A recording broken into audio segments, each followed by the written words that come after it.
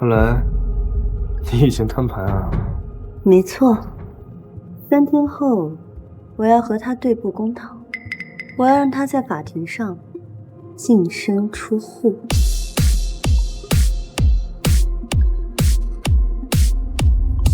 林婉和、顾宇轩离婚一案现在开庭，请控方辩护人先行陈述。尊敬的审判长，我方认为被告人顾宇轩婚内出轨，已经严重破坏了我方当事人林婉女士的婚姻，应当净身出户。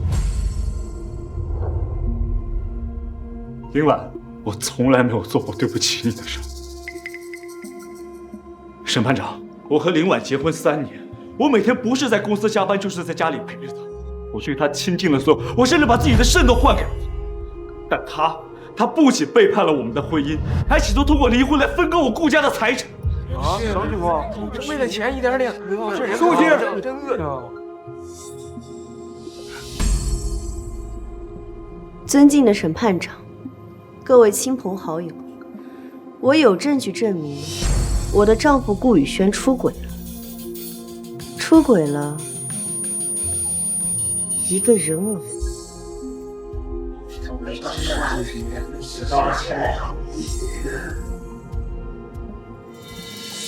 自从1年前顾宇轩带回了这些人偶之后，他整个人都变了，不仅每夜夜不归宿，整日待在这个办公室里，甚至还要求和我分房睡。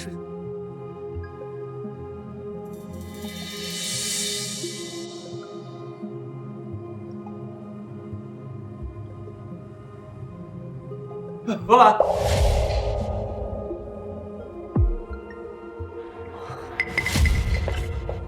老板，你怎么还在这儿？宴会马上开始了，咱们赶紧走吧。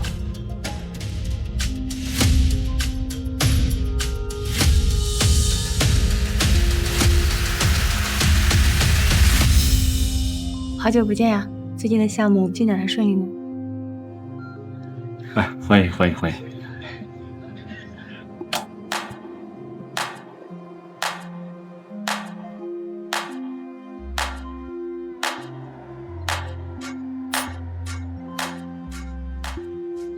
娃娃，你终于来了，大家都等你切蛋糕呢，快去许个愿吧。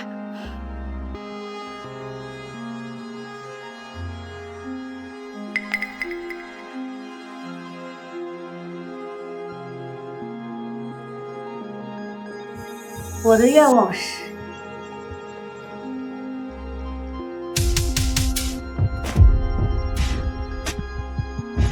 立刻结束这场令人作呕的谣言。老板，你干什么啊？顾宇轩，我要跟你离婚。老板，哎呀，婉婉，你别胡闹了，今天是咱们的结婚纪念日。哎呀，是不是我哪里做的不够好，让你不高兴了？你做得很好，好到可以一边扮演一个深情的丈夫，一边出轨你办公室里的人偶。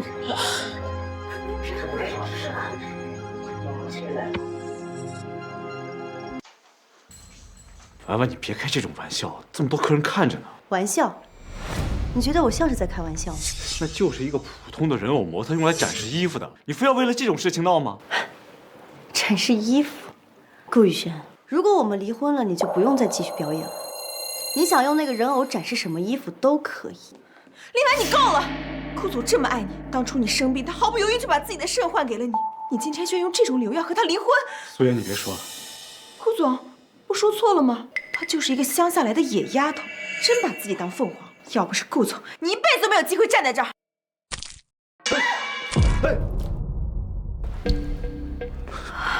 你一个助理，有什么资格跟我说3道4？苏妍她虽然是我的助理，但是我早就把她当成我的妹妹了。婉婉，你能不能不要闹了？如果你不喜欢那个人偶，我今天就可以把它处理掉。不必了，离婚协议我已经放在你的床上了，记得把字抢。你非要跟我离婚，是不是因为那个男的？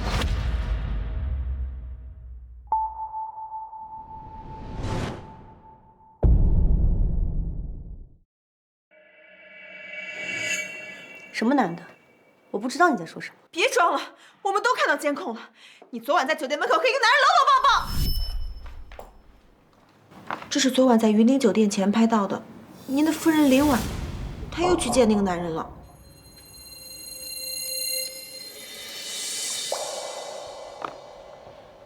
今天是我和婉婉结婚3周年的纪念日，不想计较，把视频删了。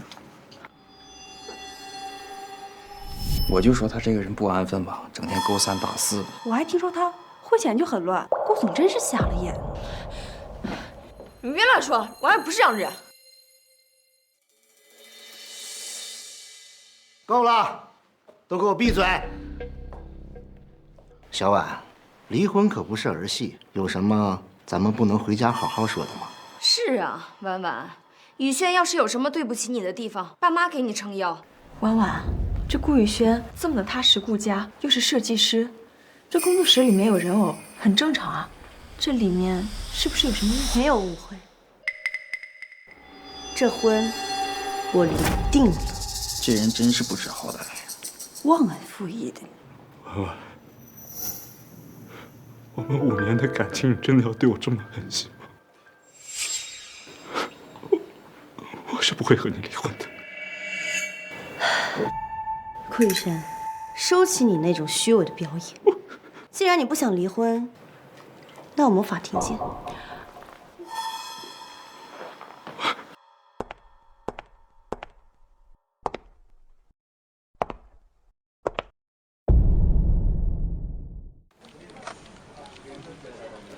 哎，你们听说了吗？他昨天在结婚纪念日的宴会上把蛋糕都掀了，还吵着要闹离婚。听说了啊，非得说顾总出轨了办公室的人体模特，这太扯了。哎，我听说是他在外面有男人了，还是个老男人，所以他才会闹这出。都在干什么？不用工作吗？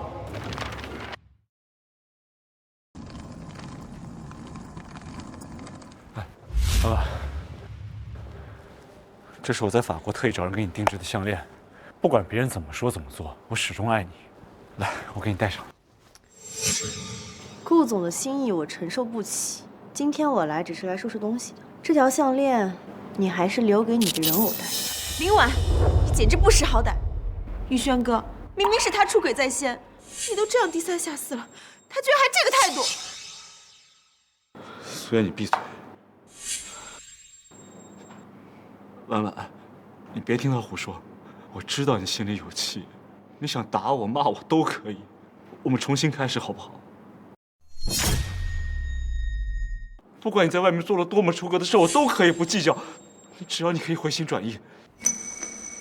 不计较，顾总还真是大度啊！婉婉，你看，这是我们一起设计的礼服，你还记得吗？你说他们象征着我们的爱情，一生一世永不分离，所以我把它放在公司最瞩目的位置，这是我们的誓言。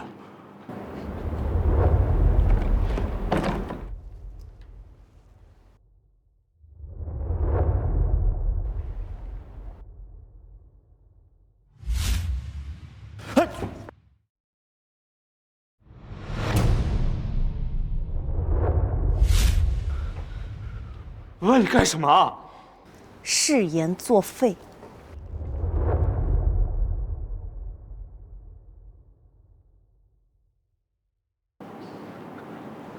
到底为什么？啊，不就是个人偶吗？你不喜欢我扔掉就好了。你为什么要这么践踏我们的爱情？顾宇轩，你还不明白吗？我已经不爱你了。我现在看到你，只觉得恶心。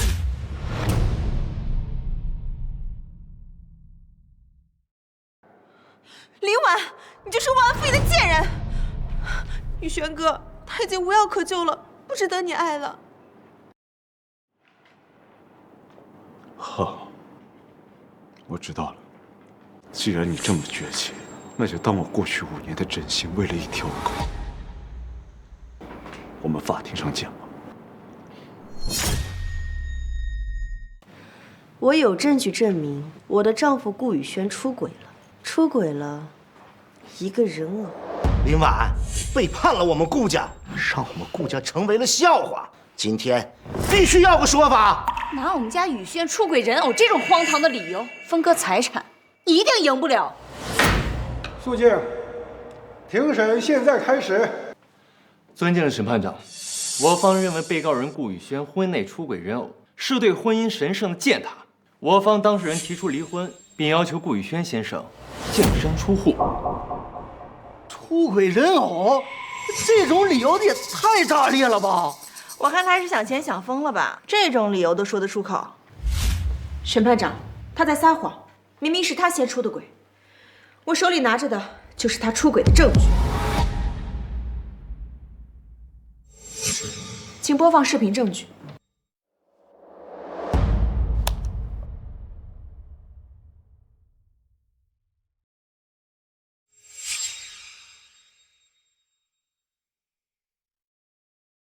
大家都看清楚了，是林婉在深夜与其他男子幽会。现在证据确凿，你还有什么话可说？林婉，平日里我们待你像亲生女儿一样，你怎么能背叛我儿子呢？审判长明鉴呐，该净身出户的是这个不守妇道的女人。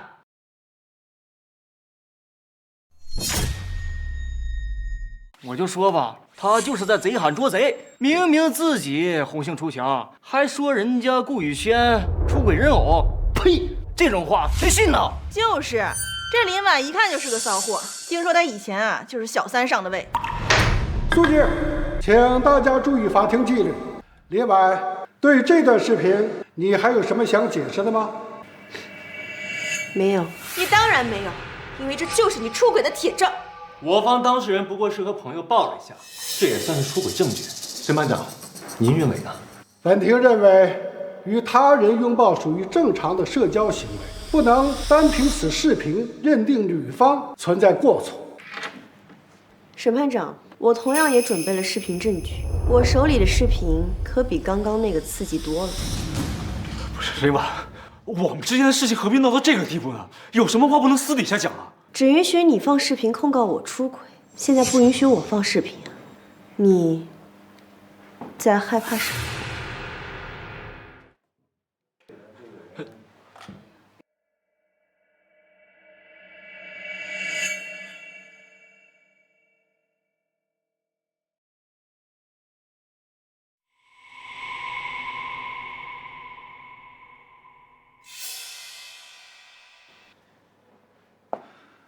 我最喜欢你穿这种了，你好骚啊！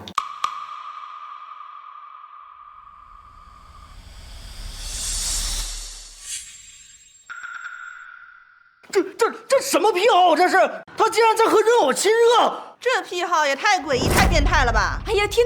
不要再放了，不要再放了！你怎么会有这个视频啊？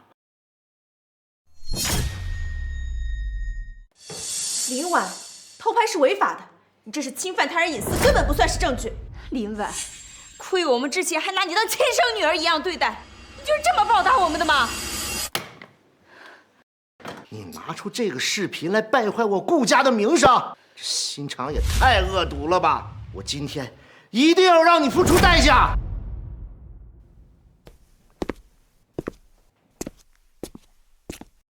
审判长，还有各位亲友，请听我解释。其实我早就知道林婉出轨的事情，因为她一直都拒我于千里之外，她甚至还要闹着和我分房睡。所以之前有一段时间，我的精神状态一直都很不好，我就只能通过不停的加班来麻痹我自己。我可能是太爱林婉了，以至于把那个模特当成了她。我承认我错了，我不该把对你的思念寄托在一个模特的身上。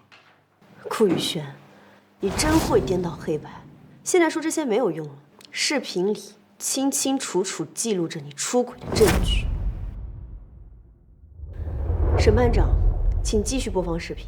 林婉，你有完没完？这些偷拍的视频就不能作为证据？你怎么能断定我是偷拍的？1年前公司失窃，是顾宇轩自己在办公室里装的摄像头，而且我播放视频证据。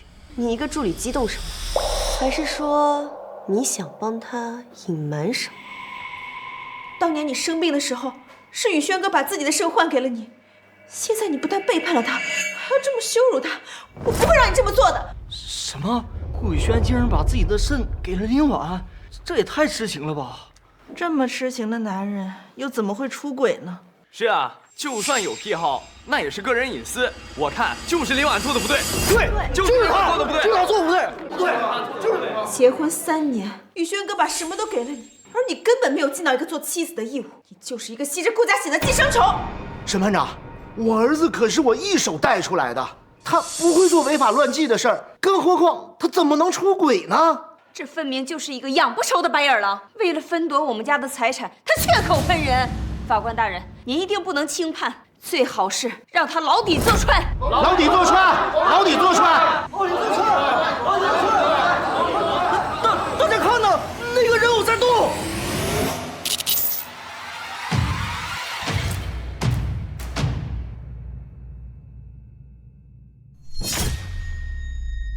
这真的在动，这简直跟真人一模一样，这会不会就是个人呢？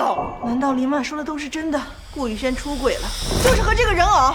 不是的，审判长，他就是一个普通的用来展示衣服的人偶模特。顾宇轩，事到如今你还要嘴硬？如果这真的是一个没有生命的假人，那你告诉我，他为什么会动？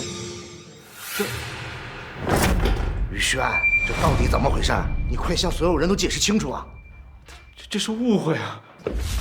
儿子，你怎么不和大家直说呢？你是不是有什么难言之隐啊？宇轩哥平日烟酒不沾，一心扑在工作上，怎么可能出轨一个人偶模特？我们不要再在这件事上浪费时间了，这都是林婉的阴谋。我的阴谋？法庭之上要讲证据。视频里出轨的人就是他顾宇轩，那个人偶就是小三。什么小三？他就是个普通的人偶，大家一定要相信我。你让我们怎么相信？总不至于说是他自己活过来了吧？总不至于说是他自己活过来了吧？一个假人怎么可能活过来？我当然知道不可能，因为那一晚我看得清清楚楚。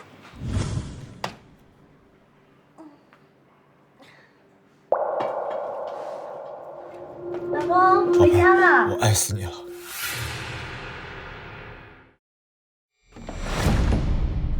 老公，你在干什么？开门啊！老公，婉婉，你怎么还没回家？你在这儿干什么？啊？我听到了里面有奇怪的声音，是不是有其他人在？哎，你听错了啊！那个办公室里就我一个人，忙着画设计图呢。那可能是我听错了吧。老公，你今天别加班了好不好？早点回家陪我嘛。哎呀，别闹，这还忙着赶稿呢。你先自己回去吧，啊。好吧，那你早点回来。好。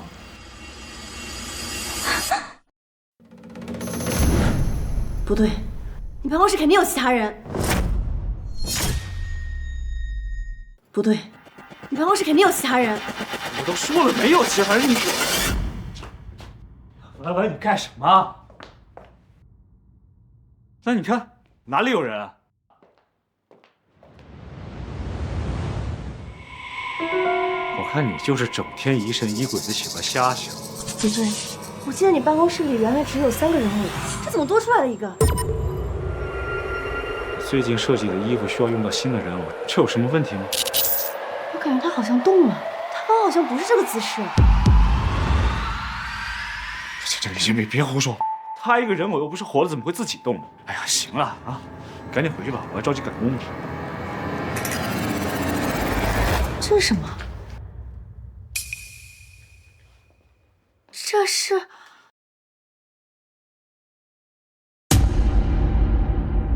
这是内衣。你办公室怎么会有其他女人的内衣啊？嗨，婉婉，你想到哪儿去了？我最近不是在给一个内衣品牌做设计吗？这是他们最新的样品。样品？我把它放在地上呢，是为了更好的观察它的材质和垂坠感，真不是你想的那样。你呀，一定是最近太累了，早点回去休息吧。我忙完就立马回去。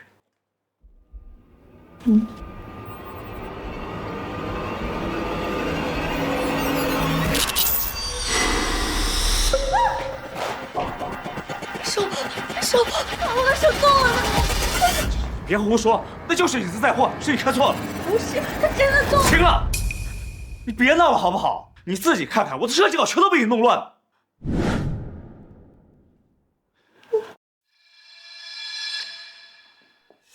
我最近是因为工作的关系忽略了你的感受，等我这一阵子忙完了就好好陪你。你赶紧回去吧，你别在这胡思乱想，打扰我的工作了。老公，我回去吧，我忙完就回去了啊。我当然知道不可能，因为那一晚我看得清清楚楚。那天晚上，我是真的被吓到了，所以才对你说的话信以为真。现在看来，我根本就没有看错，那个人偶就是一个人。那都是半年前的事了，你肯定记错了，那怎么可能是人呢？不是人，难道是鬼吗？搞不好这个东西好像真是鬼啊！听说这种人形的东西最容易招惹邪祟了。我就说嘛，这顾宇轩啊，一定是被什么脏东西缠上了，否则这好好的人偶，又怎么可能会动？肃静，肃静！法庭之上，禁止传播坊间迷信言论。顾宇轩，请你如实回答，视频中的人偶是不是人扮演的？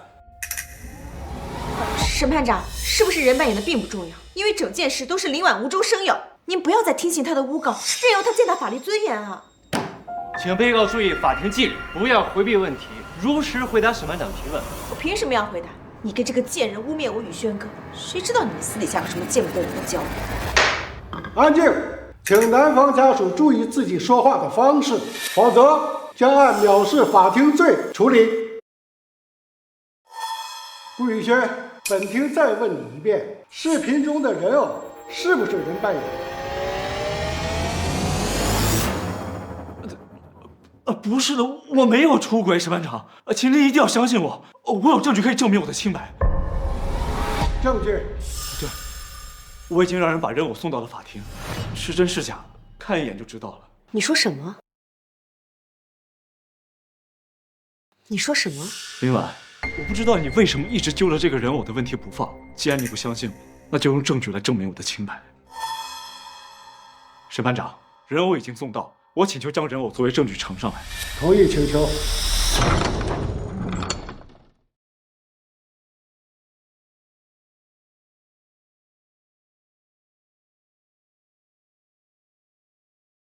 林婉，只要你现在同意撤诉，答应跟我回去好好过日子，之前所有的事情我都可以不计较。你还是我们顾家的好媳妇。臭小子，住嘴！他到底给你灌的什么迷魂汤？事到如今了，你居然还执迷不悟！对，儿子，不管怎么样，我们都绝对不可能原谅他。啊，妈，我真的很爱他。收起你那套虚伪的表演，你这副痴情人设真的很可笑。宇轩哥为了你一次次原谅，一次次退让，而你呢，你就是个蛇蝎心肠的女人。审判长，请允许我展示证据。同意展示。今天我就要用证据让你这个满口谎言的女人彻底闭嘴。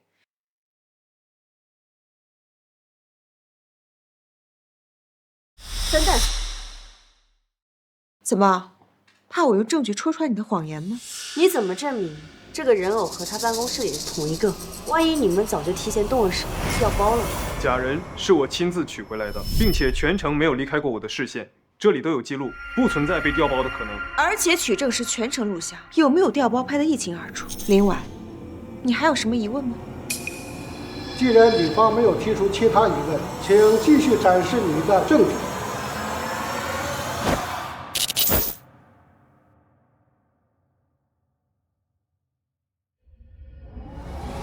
这不就是商场里面展示服装的那个塑料人偶吗？这看起来没什么特别的。是我以前就是开服装店的，像这样的人偶仓库里一大堆呢。看清楚了吗？这就是个假人。你说宇轩哥出轨这种东西，你觉得会有人信你的鬼话？明明是你先出的轨，反而倒打一耙，指责宇轩哥的不是。证据就在这儿，你还有什么话可说？审判长，现在证据确凿了，林婉就是为了离婚之后想要分割我们家的财产，所以不知道从哪弄了这么一个视频来诬陷我儿子。他就是个骗子。不，她就是个罪犯。像她这种心肠狠毒的女人，一定要严惩。这林婉也太坏了吧！她自己出轨背叛也就算了，还伪造视频恶人先告状，这不是让顾宇轩身败名裂吗？就是，像顾宇轩这么优秀的人，他居然还出轨。要我说，这么恶毒的女人就应该去坐牢。对，去坐牢。不是的，你别这么说，婉婉不是这样的人。柯宇轩，我还真是没看错你。你搞出这种自以为是的伎俩，不觉得很可笑吗？你什么意思？视频里的这个人偶能自由活动，足以说明他是一个真人。现在你们抬上来一个塑料假人，这不是把大家当傻子吗？你是说人偶能动就一定得是真人吗？不然呢？难道你是想告诉大家，人偶真的会成精吗？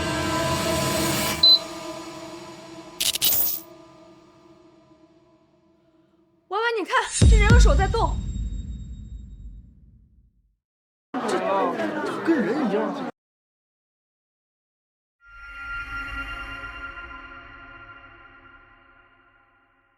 电动的？难道人偶可以遥控？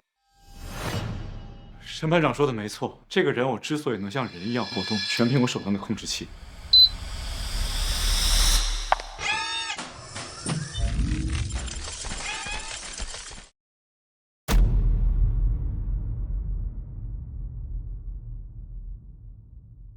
机器人呐，宇轩，刚刚怎么不直接说呢？是啊，你早告诉我们这些，哪还有这么多事儿啊？爸妈，我是觉得这件事情没有必要上纲上线拿到法庭上来说。而且我知道，现在我不管说什么，他都不会相信的。在他眼里，我早就是个十恶不赦的混蛋。宇轩哥，你管他怎么看你，明明都是他的错。所以我要用证据证明，这一切都是他的谎言，我根本就没有背叛我们的婚姻。你是说，这个电动人偶就是你的证据？就凭你手上这么简陋的控制器，就能让他做出像视频里这么复杂的动作？这么复杂的动作，这么一个塑料疙瘩能做得出来吗？你连大学都没有上完，有什么资格质疑？这是我在国外找人定制的机械人偶，采用了最先进的仿生学技术，所以它才能像人一样活动。仿生学？没错，我是国内顶尖的服装设计师。这个人偶可以根据我的需求变换不同的造型，对我的设计很有帮助。这有什么问题吗？没有问题。不过那天晚上我说它会动的时候，你为什么跟我说是我看错了？为什么要骗我？我那是为了你好，我就免得你有胡思乱想。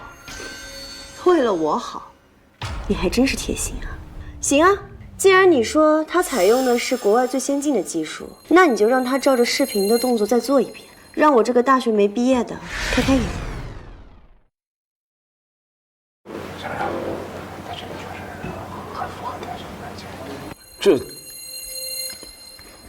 这不太好吧？那视频里的动作太不雅了，这里是法庭啊！你想什么呢？我只是想让他做出一个拥抱的动作，这不是什么难事儿吧？他在送来之前就已经有些失灵了，我正打算把他送去国外维修。你还真是鬼话连篇。他根本就不是什么机械人偶，更不是和你在办公室搂搂抱抱的那一个。不，他就是我专门定制的人偶，你不要在这里搬弄是非。搬弄是非的人是你吧？审判长，我有证据可以证明，这个人偶和视频里的根本就不是同一个。你的证据是什么？红指甲。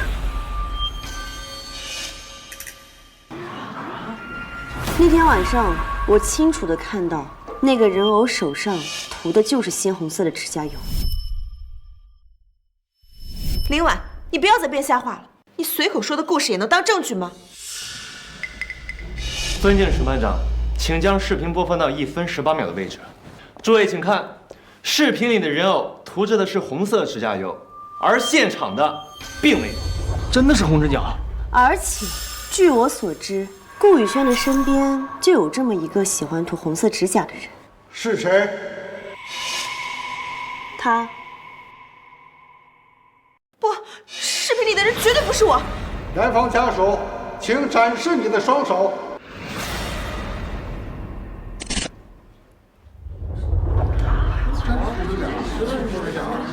真的是他，这指甲颜色一模一样。怪不得他一直帮着顾宇轩说话，难道他就是这个人偶小三？妍妍，我一直把你当亲生女儿看待，你就是这么报答我们的吗？简直不知廉耻！没有，不是我，我一直把宇轩哥当做亲哥哥，怎么可能和他干那种事？妈，视频里的人真的不是他。不是他，那你就告诉大家，视频里那个涂着红色指甲与你缠缠绵绵的人究竟是谁？根本就没有这个人。红指甲算什么证据？现场涂红色指甲油的人又不止我一个，我刚刚进法庭的时候就看到了，好几个人都涂着红色指甲。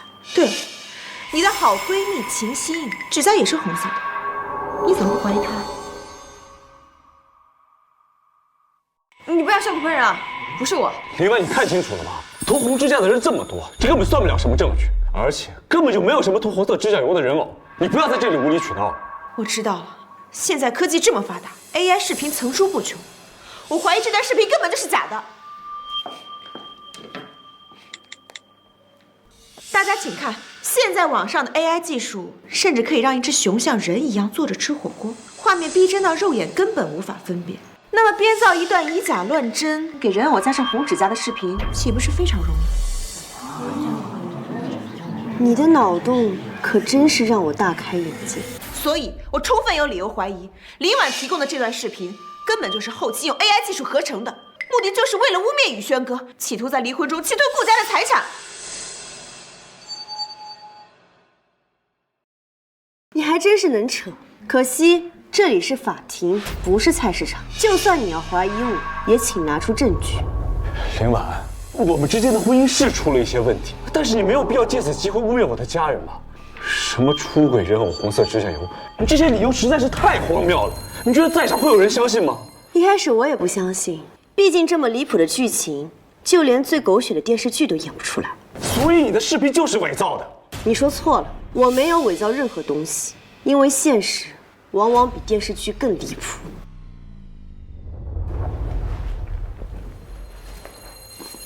诸位请看，针对被告方对于视频真实性的质疑，我们早就委托了权威的司法鉴定机构进行专业的鉴定，这份就是鉴定报告。报告可以指出，这段视频绝无任何后期处理。审判长，请您过目。报告真实无疑，视频证据有效。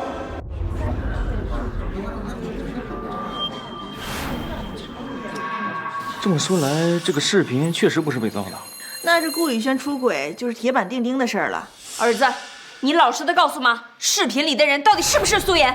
不是，妈，请您一定要相信我。大家都看得清清楚楚，你还不打算说实话吗？顾宇轩，本庭再问你最后一遍，视频中的人偶究竟是谁？别问了，我求你们别问了。审判长，既然他不愿意说，那就由我来揭露真相。如果你是想要财产，我们可以协商分割，但是我必须要声明，我绝对没有出轨。现在说这些，你不觉得有点太晚了吗？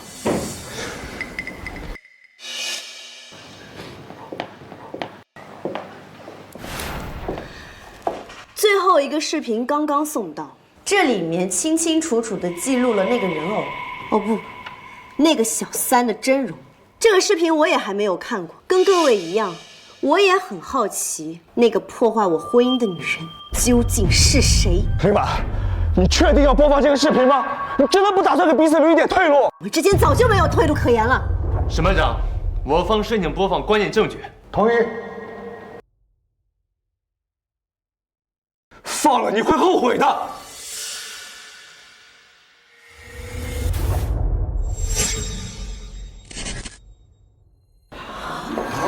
怎么会这样？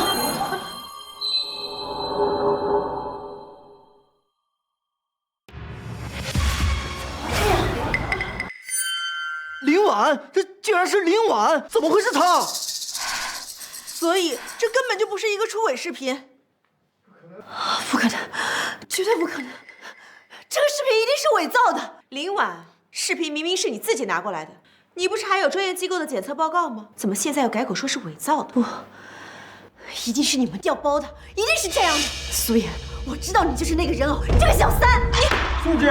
请女方注意控制自己的情绪。林婉，我早就说过了，我没有出轨。我一次次的阻止这场闹剧，就是想给彼此留足余地。可是你为什么就是不能懂我的苦心呢？我一直都在给我们寻找退路，为什么你就是不能给我一个机会？顾宇轩，我真是小看你了，没有想到你提前做好了这么多的准备。我只是把事实说出来，我不想再让你伤害我身边的人。你住口！你住口！你少在这里假惺惺的装好人。审判长，我发誓这个视频一定是被调换了。我这里有视频原件，我申请休庭，等拿回原件之后重新播放。够了，林婉，你能不能不要再编造谎言了？你所谓的出轨，从头到尾都是你的幻想。幻想？宇轩，你这话是什么意思啊？本来我不想说的，可事到如今，我不得不说出实情了。林婉她这里有问题。翻译，被告在对我当事人进行人身攻击。顾宇轩，请注意你的言辞。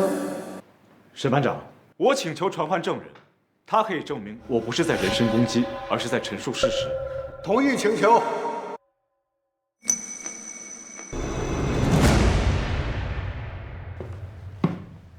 审判长，各位好，我是顾先生家庭医生贾毅，我可以证实顾先生刚才所说句句属实。林婉女士患有严重的妄想型精神障碍，所以她一直幻想顾先生出轨，这是诊断报告，请审判长过目。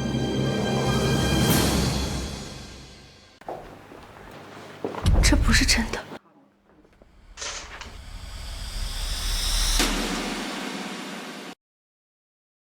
宇轩，生病的事儿你怎么一直没告诉过我们呢？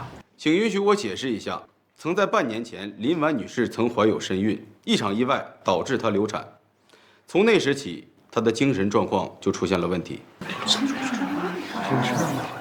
顾先生一直隐瞒此事，就是为了让妻子有一个安静的疗养环境。不过，这个病除了敏感多疑以外，还伴有强烈的攻击倾向。什么？我说他那天怎么想杀我？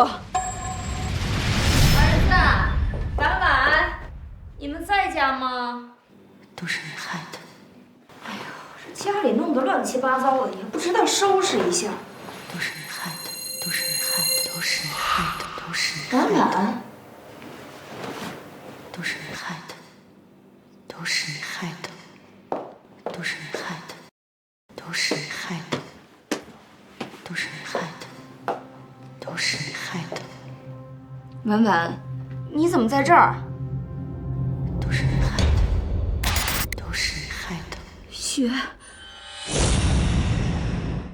婉婉，怎么这么多血？都是你害的，都是你。狗！我养了这么多年，就这样让他给杀了，我还差点找到他的毒手。他在说谎，情况根本就不是这样的。林婉，到现在你还要否认吗？那天要不是我及时阻止，后果简直就是不堪设想。他这个疯子发起疯来，连婆婆都要杀，简直就是一颗定时炸弹啊！要我说，顾宇轩赶紧跟他离婚吧。肃静，保持法庭纪律。你在胡说，那天的情况根本就不是这样的。那这条疤呢？那天宇轩哥虽然拦住了你，但还是被你用刀划伤。事情过去了这么久，你和大家道歉了吗？现在还要抵赖？不，大家不要怪他，是我没有照顾好他，才让我们的孩子没了。爸妈，你们要怪的话就怪我吧。顾宇轩，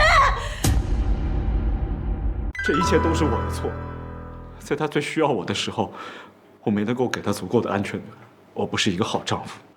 所以，即便他怀疑我出轨一个人偶，我也从来没有怪罪过他，因为我知道，他只是病了。顾宇轩真是太痴情了，都到这个时候了，还在为林恩考虑。宇轩哥，你何必把所有责任都揽到自己身上？当年他重病，你毫不犹豫就把自己的肾换给了他，试问有几个人能做到？你一直把他视若珍宝，为他付出了一切，而他呢？他为了分财产，可以不惜毁掉你，他根本就配不上你。林婉，不论别人怎么讲，就算你今天是要净身出户，我也会为你安排好以后的生活。至少你在离开我们顾家以后，不至于流落街头。他都这样对你了，你还要管他？这种人就应该让他自生自灭。我们家的钱，他别想拿走一分。爸妈，毕竟我们夫妻一场，这也算是我对这段感情最后的一个交代。顾宇轩，你够了！你是在施舍我吗？我不需要。你们顾家的一切，本来就都是我的。林婉，你是不是疯了？我儿子可怜你，他愿意给你一些补偿，你别给脸不要脸！当年要不是宇轩救你，你都死了，更别说踏进我们顾家的大门。他居然还有脸说顾家的一切都是他的，呸！真是可笑。这种人就应该送去精神病院，1分钱都不应该给他。我再说一遍，我没有精神病，那份病历报告是假的，真正出轨的人是他顾宇轩。宇轩哥，他不仅不感恩，还污蔑你，这样的人，他根本不值得你继续付出啊！你说的对，从今以后，我们恩断义绝。审判长，这是我过去3个月搜集的证据，照片上清晰地显示林婉与不明男子多次出入酒店，行为举止非常亲密，已构成婚内出轨。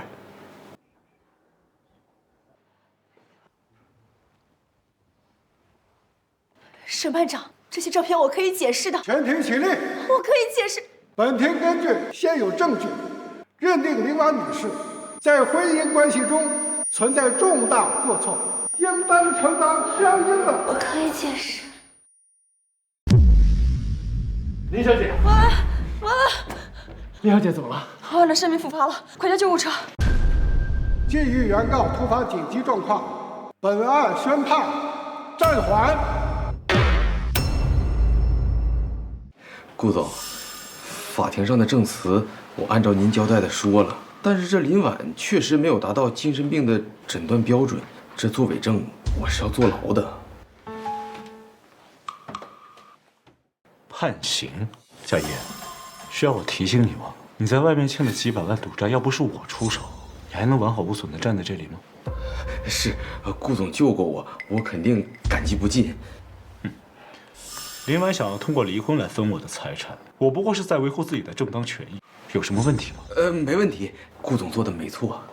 供词的事儿，你烂在肚子里，就不会有其他人知道。是，我肯定守口如瓶，全听顾总安排。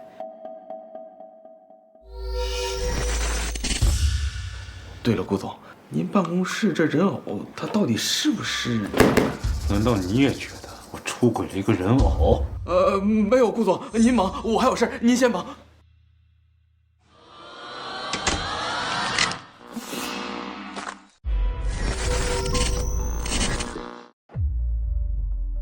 亲爱的，我马上就要离婚了，我们很快就能光明正大的在一起了。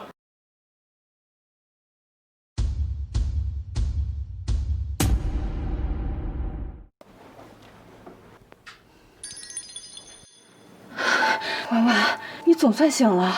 你今天在法庭上突然晕倒，吓死人了。我晕倒了。你最近压力过大，就不按时吃药。我已经叫医生帮你检查过了，说没有什么大问题，让你放平心态，好好休养。谢谢你，欣欣。对了，我晕倒之后，当庭审判了吗？当时法院上一片混乱，审判长就宣布暂时休庭，说你身体状况好一些，再择期开庭。那就好。婉婉，婉婉，我在外地一接到消息就赶回来了，你没事吧？婉婉，他是谁？看来婉婉还没和你说啊。我和婉婉在一起已经3个月了。婉婉，你，所以顾宇轩在法庭上提供的那些照片都是真的，你真的在婚内出轨了。婉婉，你怎么能这样啊？这顾宇轩对你这么好，你生病的时候他连自己的肾都愿意给你，你怎么可以背叛他呀？欣欣，你还是太天真了。顾宇轩根本不是你想象的那种好人，你所看到的不过都是他精心营造的深情人设罢了。欣欣，我们是10几年的闺蜜，我最信任的人只有你。我跟你发誓，我绝对没有骗你，你也绝对不会背叛我的，对吗？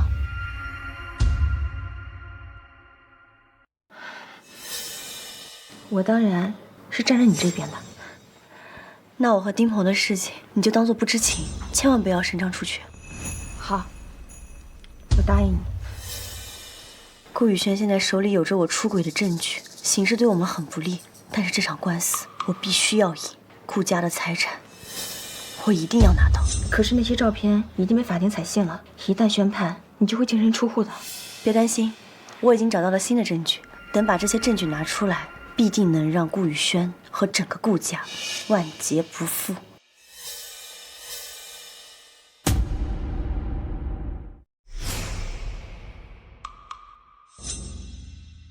他居然出山了。你认识他？秦正，我们业界的传奇，经过他手离婚案，从无败绩，不是花钱就能请来的。这次你要做好心理准备，顾宇轩要置于你死地。巧了，我也是这么想的。现在继续审理林婉、顾宇轩离婚一案。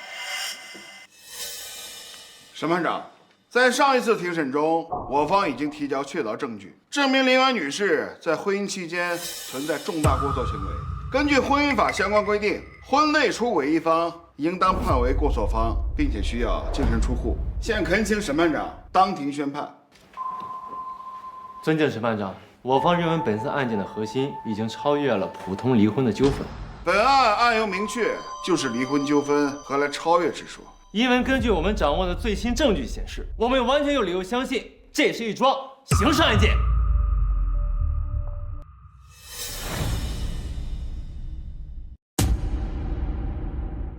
陈律师，我现在非常怀疑你的专业性。刑事案件需要确凿的证据支撑，并不是你一句空话就可以立案。你要是拿不出实际证据，我认为就是在藐视法庭。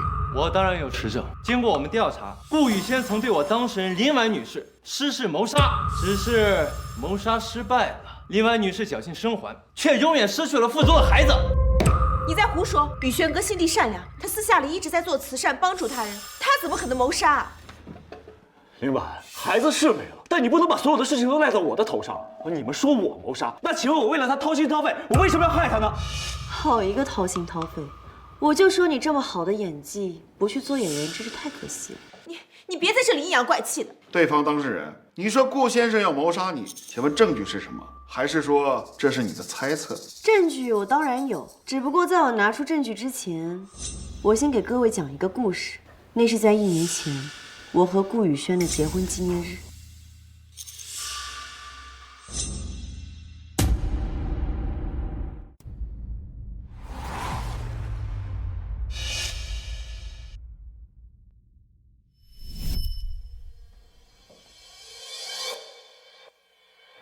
老板，老公，老婆，你怎么在这儿啊？今天是我们2周年结婚纪念日，我们出去庆祝一下吧。你看你现在都怀孕了，就别到处乱跑了啊！晚上我早点回去，亲自给你下厨。真的？那我先回去等你，你早点回来。好。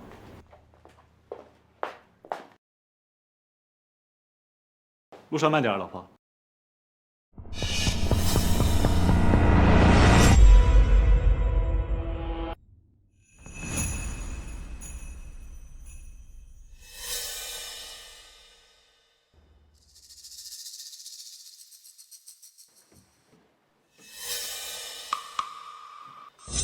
这么天了，怎么还没回来？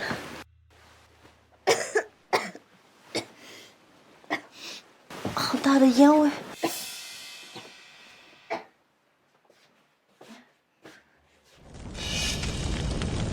着火了！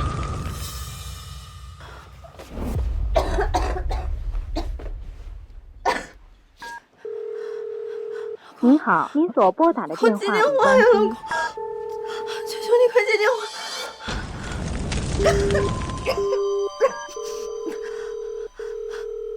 喂，你好，这里是消防局。我家着火了，救命！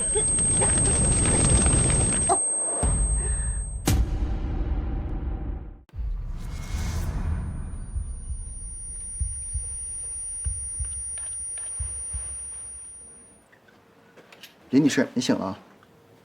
我怎么会在这里？邻居及时把你救了出来，放心，你的身体已无大碍，只是……我的肚子怎么这么疼？你在火场里晕倒的时候，被掉落的天花板砸中了腹部，你的孩子没能保住。你说什么？我的孩子？不，怎么会这样？我的孩子，我的孩子！老板，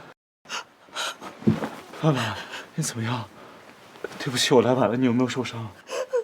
不，你去哪儿了？我的孩子没了，我的孩子。别怕啊，人没事就好，人没事就好。你好，我是消防调查队的，请问你们是火灾现场的住户顾宇轩先生和李婉女士吗？对，我是。刚刚经过现场勘查，我们发现起火的原因有些异常，不排除人为纵火的可能。你说什么？那就是说，有人要害我。当时在干什么？和谁在一起？是谁？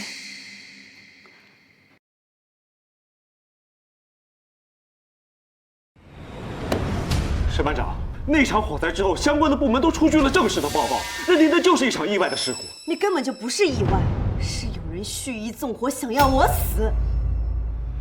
对方当事人请注意，法庭讲究的是证据，而你刚刚只是在讲故事，并没有实质证据。沈班长，若对方继续以虚构情节污蔑我的当事人的话，我方将立即提起诽谤诉讼。尊敬沈班长，林婉女士讲的不是故事，而是事实。我们经过深入的调查，这次意外火灾当中存在诸多的疑点。根据调查，在火灾发生前一天，有一名燃气灶维修工到现场。就算有维修工去过现场，但这和火灾的发生没有直接关联，更无法证明这场火灾与我的当事人有关。尊敬沈班长，请允许我传唤证人上庭。同意。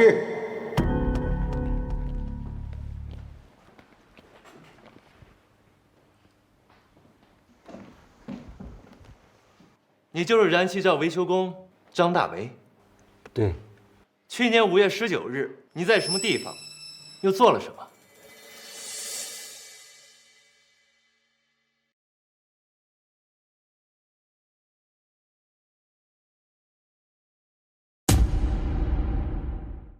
请你仔细想想，那天都做了些什么？我那天去了一个很高档的别墅，玉龙尊邸6栋。那不就儿子家吗？时间都已经过去1年了，你又怎么可能连哪栋都记得那么清楚？是不是有人让你提前准备了证词啊？没有，玉龙尊邸是咱们本市最贵的别墅，我这辈子也就去过那么1次，而且那天是我女儿的生日，我下了班就赶着回去，所以印象特别深刻。请你详细说说，那天都维修了什么？我到了之后检查煤气灶，发现没什么太大的毛病，就是阀门有些老化。我本打算换个阀门，可是那个女业主自己给我拿一个阀门，非让我换成那个。我一看那个阀门就不符合安全标准，换上之后可能会出现问题。那你换了吗？那个女业主给我塞个大红包，有好几千呢。我想她家那么有钱，应该不常开火，就换上了。给你发门那个女业主，还记得她长相吗？给你发门那个女业主，还记得她长相吗？时间过去这么久了，这个真想不起来了。你仔细看看我，你那天见到的人是我吗？不是，那个女业主戴着口罩，我没看清她的长相。什么？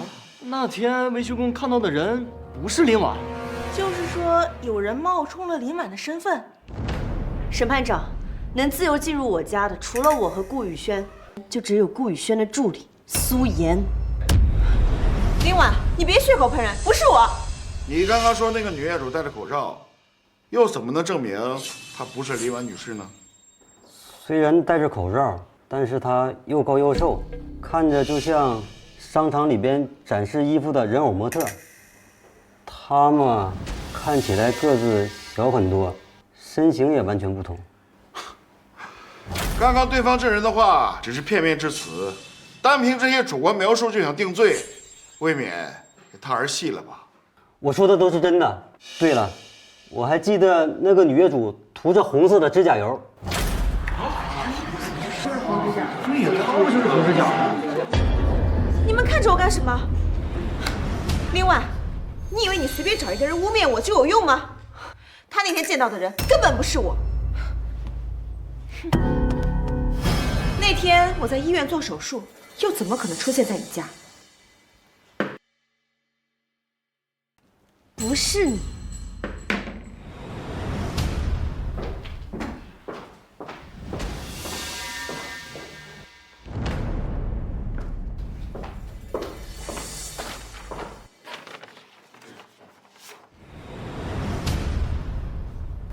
刚刚已经核实过了，去年5月19号，苏媛确实因病住院手术，把证人带下去。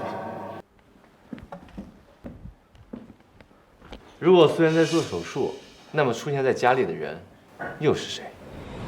审判长，既然对方的指控毫无根据，请您立即宣判林婉是本离婚案中的过错方，并且还要追究他诽谤我当事人及其家人的刑事罪责。这些年，我为顾家付出了一切。从结婚那天起，我就全心全意地对待了这段婚姻。真正背叛的人是他顾宇轩。你出轨的照片拍得清清楚楚，别再颠倒黑白了。我没有出轨，那些照片是你们诬陷我的。你还真是不见棺材不掉泪啊！那我就让你彻底死心。审判长，我们申请传唤证人出庭。同意请求。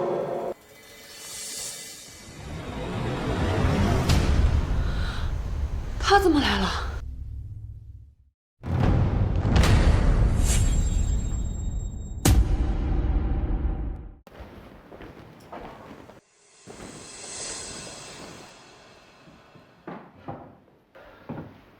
丁鹏，你怎么会在这里？你不是去国外了吗？李婉，对不起我。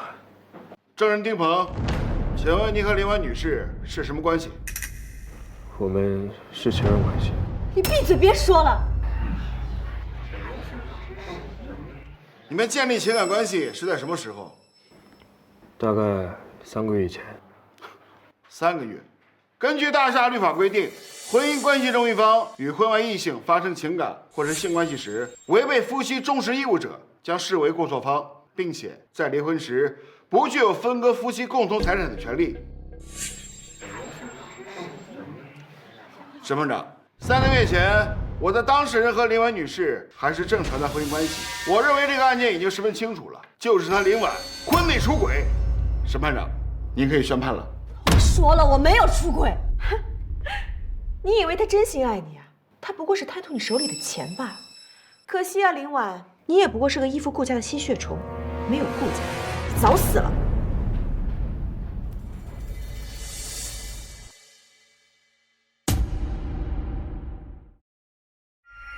丁鹏，他说你根本就没有爱过我，你只是为了我的钱，是真的吗？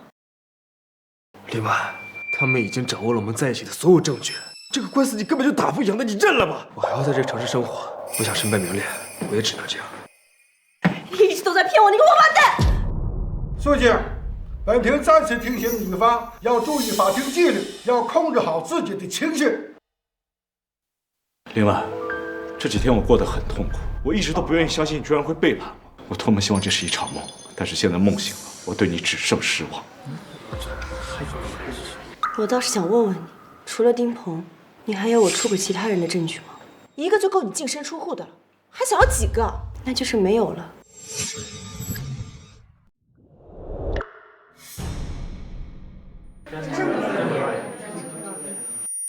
我一直都不愿意相信你居然会背叛我，多么希望这是一场梦。怎么，你这个疯子又开始装疯卖傻了？顾宇轩，为了打赢这场官司，你可真是煞费苦心。不过，我陪你演的这场戏，精不精彩？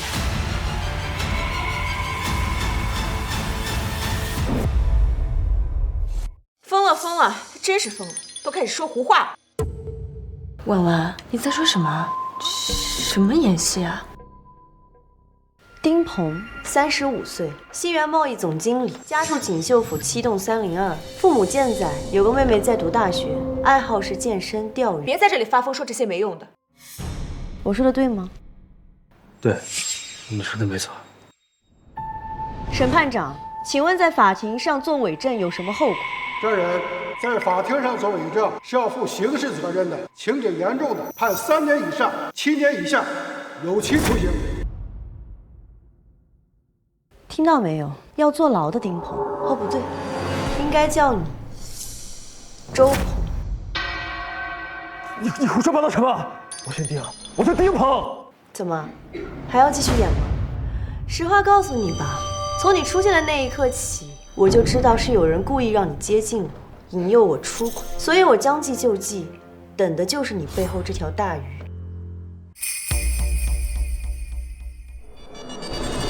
上钩。所以你现在该明白，为什么我过去的这3个月内始终不愿意跟你发生关系，因为我就是在陪你演戏。够了，别再为你自己的出轨找借口了。那你们每周都去酒店开房，又作何解释啊？打游戏喽，去几千块钱的酒店只是为了打游戏，这种话谁会相信啊？我就知道你们会这么说。这支录音笔里面记录着过去3个月内我和周鹏每次在酒店的所有对话内容，有没有任何越轨行为，一清二楚。审判长，我们调取了周鹏的银行流水，他原来只是一名普通职员，月薪不过6000，但是在3个月前，他的银行账户里突然多了一笔100万的转账。请您过目。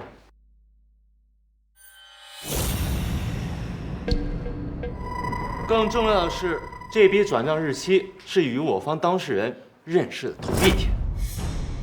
这只不过是巧合罢了。改名换姓、伪造身份接近我也是巧合吗？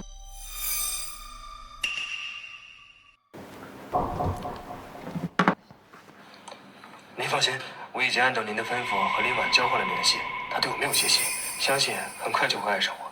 其他情况我会第一时间向您汇报。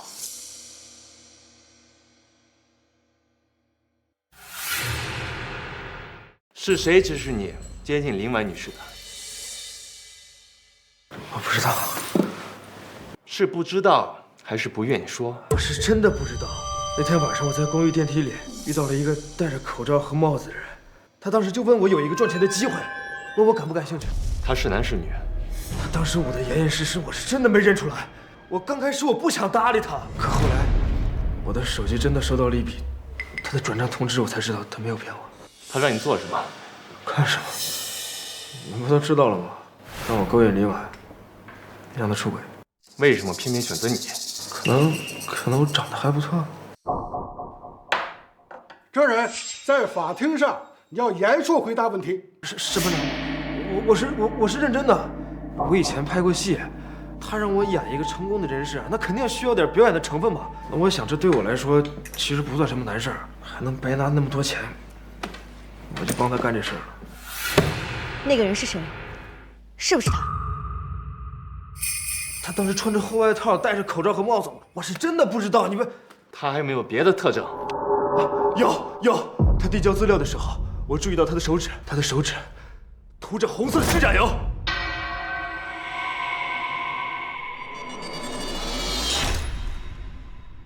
涂着红色的指甲油。又是红色指甲。审判长，这完全是丁鹏周鹏的一面之词，现在无法证明他说的话都是真的。周鹏证词确实缺乏直接证据，但有人蓄意指使他接近我方的当事人，这也是板上钉钉的事情。我方当事人通过录音证明了自己并没有出轨，所以审判长，他们对我方当事人出轨的指控是不是也不能成立？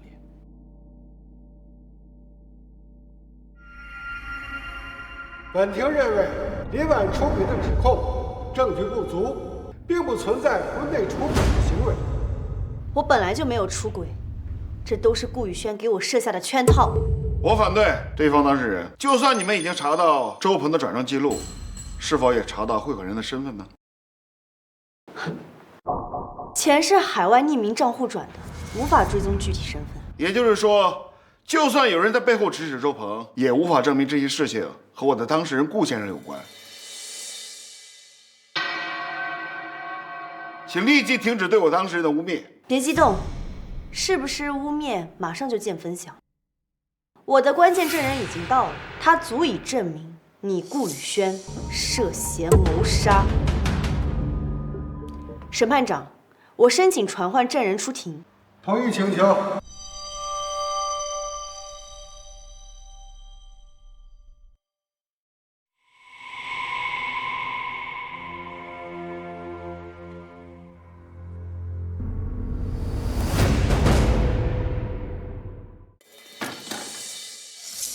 我没看错吧？宇轩，这不是你公司那个保洁吗？对，我看着也像他，他不是死了吗？他竟然没死，这不可能！立刻帮我调查清楚公司前保洁何红梅这半年来的所有信息。我叫何红梅，在顾宇轩公司做保洁。今天我来是为林太太作证的。何阿姨，你怎么会在这儿？你不是半年前就已经死了，对吗？你们就这么判我死吗？我不是这个意思。尊敬的审判长，我在顾宇轩公司做保洁5年，我能证明那个有婚外情的人是顾宇轩。请问证人，你如何证实是顾宇轩出轨？我亲眼看见的。您看到了什么？我看见了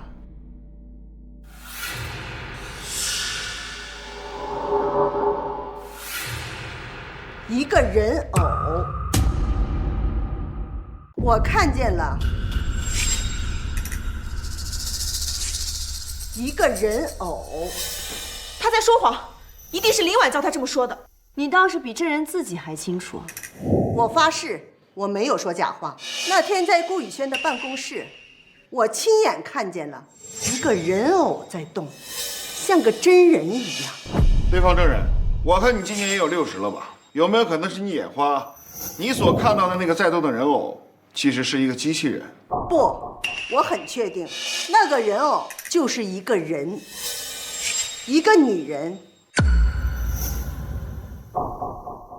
我记得那天公司放假，我拖完地准备回家。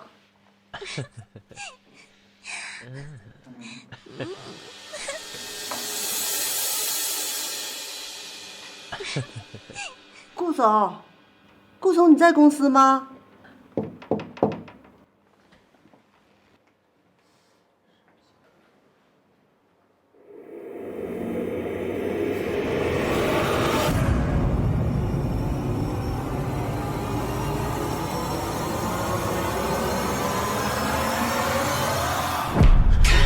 谁让你进来的？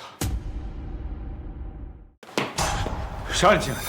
顾总，我不知道您在公司。刚刚我听到办公室里有声音，我担心公司又遭贼了，就进来看了一眼。没有，今天是我太太过来陪我加班。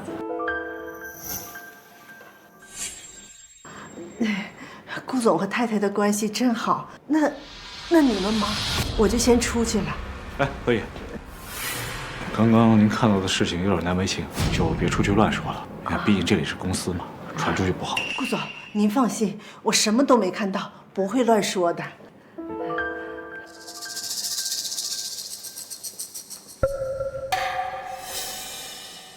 我一直以为我那天下午看到的那个女人就是林太太，但是后来我才知道，那几天林太太生病，正在住院。所以你并没有看见那个人偶的长相，对吗？没有。审判长，刚刚对方证人的话只是一面之词，不能作为直接证据，更有可能是受他人指使，在这里诬告我的当事人。我没有，我说的每一个字都是真的。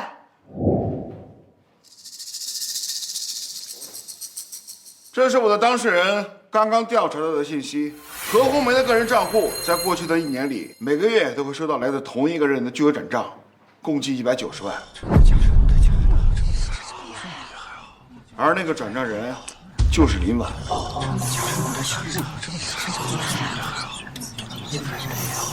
所以我方怀疑是何红梅收受了林婉的巨额钱财之后，作为回报，她替对方当事人出庭作伪证。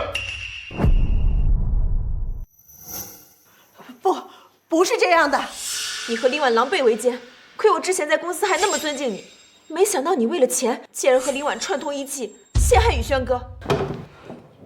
我根本就不需要陷害他。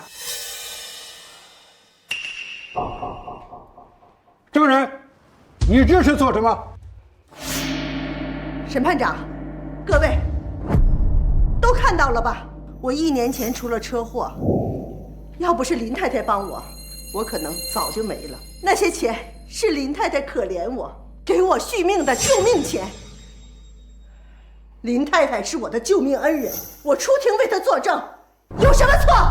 何阿姨，你知恩图报一点错都没有。不过，我有一些疑问，你好端端的怎么发生车祸了？那就要问他了。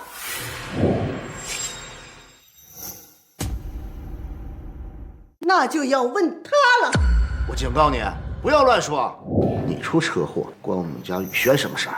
因为我看到了他的秘密，他害怕我说出去，就开车撞我。你简直胡说八道！何阿姨，你看到什么秘密？他想害死林太太。闭嘴！少在这里血口喷人了。我说的是不是真的？你心里比谁都清楚。那天你跟那个人偶说话，我全都听到了。他们想烧死林太太。辛苦了，何姨。林太太，我记得那天公司放半天假，中午我拖完了地，准备回家，门怎么没关？你家的燃气灶我已经动过了手脚，林婉只要一回家打火，到处都会烧得干干净净。宝贝儿，只要他死了，你就是我们家的新太太。谁？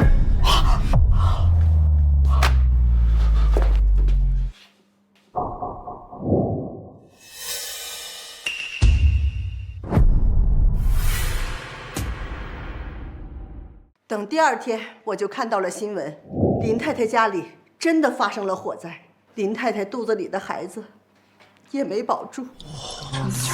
那个周末，我在老家也发生了车祸，当时路上没有监控，撞我的那个人也没有抓到，但是我看到了，撞我的那个人就是他。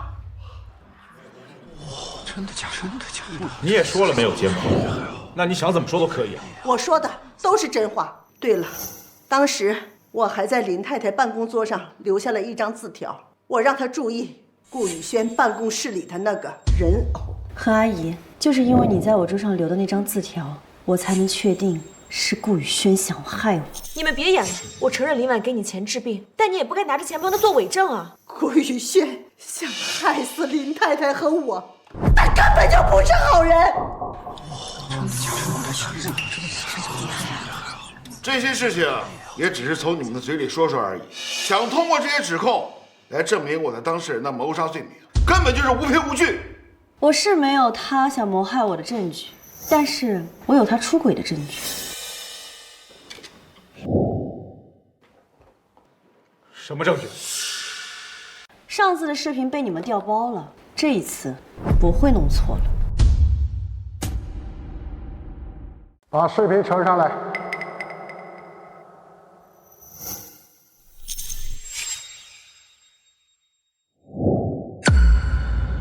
这个视频上次放过了，林婉，你到底想干什么？审判长，他这是在故意拖延时间。审判长，这次的视频跟上次的不同，我们马上就能知道人偶究竟是谁。继续播放。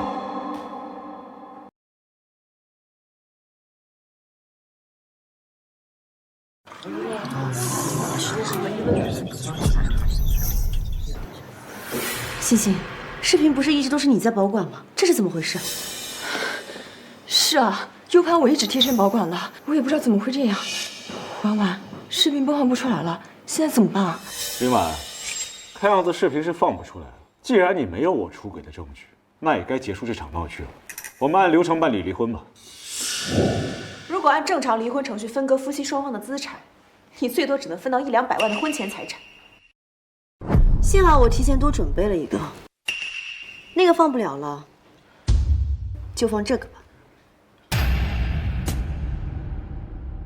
你怎么还有？我又多准备了一份 U 盘。西京，我聪明吗？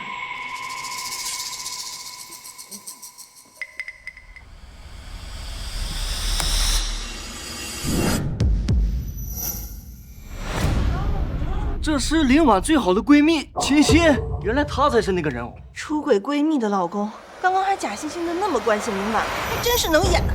不是我，不是我，婉婉，你要相信我。秦心，你是我从小最好的朋友，我跟你认识了20年，可是我突然觉得，我好像从来都没有认识过你。真的不是我，婉婉，你别装了。你早就把顾宇轩出轨的原视频销毁，还好我留了个心，提前备份了。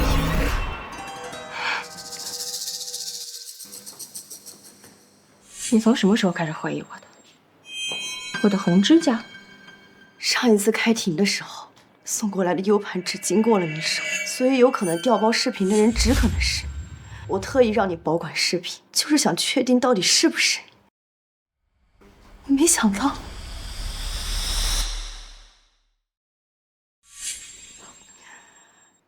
你常年在海外，所以给周鹏转账的海外账号应该也是你的吧？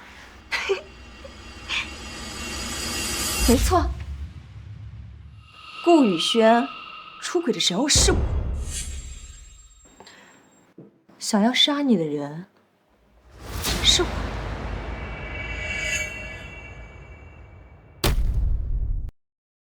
为什么？你为什么要这么对我？为什么？你明明什么都不舒服，长得没我好，成绩没我，大学都没，凭什么从小到大所有人都喜欢你？就连娶娶的人也是你。实话告诉你，你们俩结婚的第2个月，我和宇轩就已经在一起了，他根本就没有爱过你，他爱的人是我。宇轩哥，真的是你？逆子，败坏家风你！咱们顾家的俩都被丢尽了。从小我们是怎么教育你的？对得起我们对你的期望吗？你还有什么要解释的吗？沈班长，这都不是真的。逆子，家门不幸，家门不幸啊！我怎么就生出你这么不争气的东西？够了！你们2个老不死的叫什么叫？林婉，你不就是想要钱吗？好，我分你一半。不好意思，顾先生，根据我们大厦的法律，凡是在婚姻中出轨的一方，必须净身出户。此外，我们将追究你涉嫌谋杀未遂的刑事责任。将犯罪嫌疑人顾宇轩、秦心押下去，调查清楚他们的犯罪事实。哎，沈班长，沈班长，我不想坐牢，沈班长。老婆，这一切都是秦心的主意，我没有想过要害你的。宇轩，你……我都是实话实说，是你想要杀林婉，何红梅也是你开车撞的，关我什么事啊？顾宇轩，你说过的，就算死也要跟我在一起。你给我闭嘴！要不是你勾引我，我会犯这种错误吗？你都把我害死了。现在你看清楚了吧？这就是你背叛10几年友情换来的爱情。这样一个自私的男人，哪里值得你？老婆，是我对不起你，我知道错了，我真的知道错了，我不该背叛你的。你给我个机会啊，我们重新开始。你不是觉得你有错，你是知道自己要坐牢了。老婆，我们好好过日子好不好？你给我个机会，我一定改过自新的。顾宇轩，你现在说这些话，你觉得你自己信吗？老婆，我能理解你恨我，你就看在我把自己的肾都捐给你的份上，你就原谅我这次好不好？啊，老婆，我可是把自己的肾都捐给你，真的还不能证明我对你的爱吗？婉婉，这个逆子他是该死，可他毕竟救过你的命啊。对呀，婉婉，人要知道感恩，你就看在往日的情分上，就饶了他这一回吧。老婆，你说这世上有多少人愿意用自己的身去救别人呢？顾宇轩，你还真的是无耻至极啊！为了脱罪，什么谎都说得出口。你要说什么？林婉，顾宇轩根本就没有把肾给你，他一直在骗你。一个疯女人！我死了还是罪！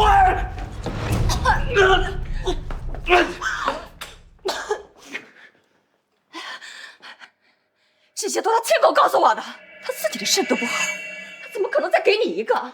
这些年以来，他一直在用谎言绑架你，利用你，为了就是让你感恩戴德，死心塌地。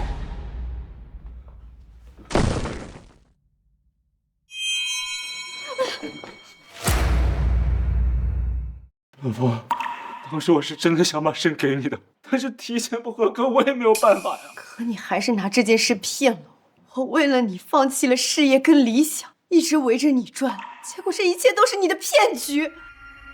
把嫌疑人带回去。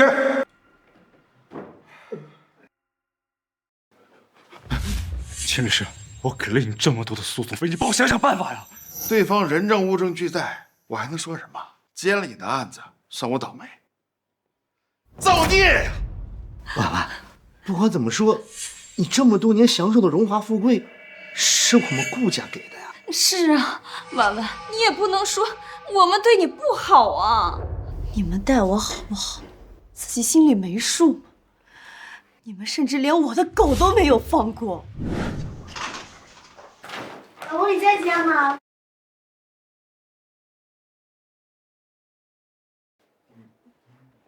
老公，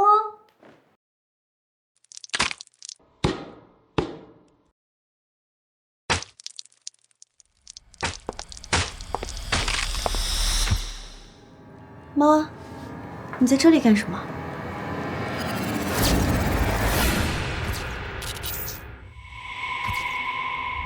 婉婉，其实我的委屈你们视而不见，我的付出你们觉得理所当然。现在，我要拿回属于我的一切。我儿子那是知名设计师，你让他坐牢，对你有什么好处？知名设计师？从我嫁进你们顾家的那天起，你们有把我当家人看待过？你们口口声声说是顾宇轩养着我，可如果没有我，他顾宇轩什么都不是。当年我轻信了他的谎言，我以为他真的把他的肾给了我。为了这份恩情，我放弃了学业陪你创业。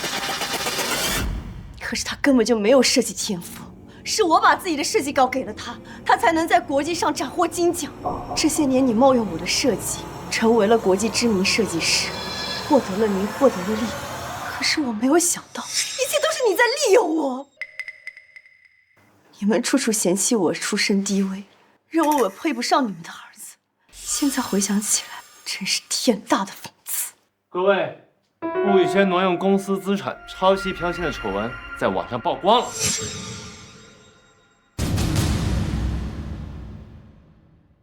看来这牢，顾宇轩是坐定了。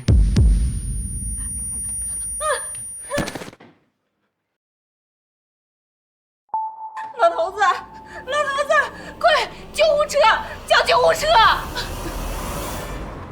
老婆，公司我不要了，财产我也不要了，我找你解份谅解书原谅我，你原谅我好不好？我不想坐牢。你有我的情分，早在结婚纪念日那天就被大火烧得干干净净。把2位嫌疑人带回去。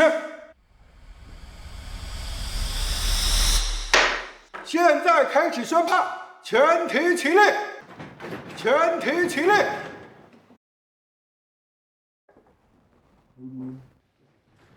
本庭宣布，林婉、顾宇轩离婚一案，林婉胜诉。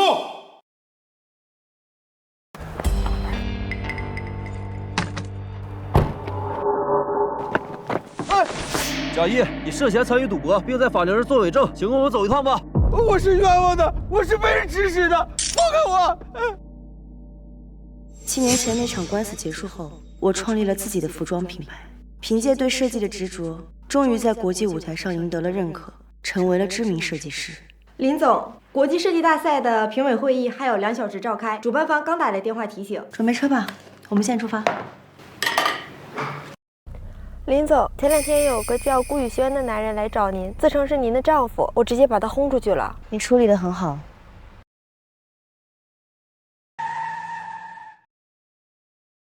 我先看到你，给我！我凭什么让给你啊？顾宇轩，如果当年你能抵挡住人偶的诱惑，或许就不会落得这样的下场。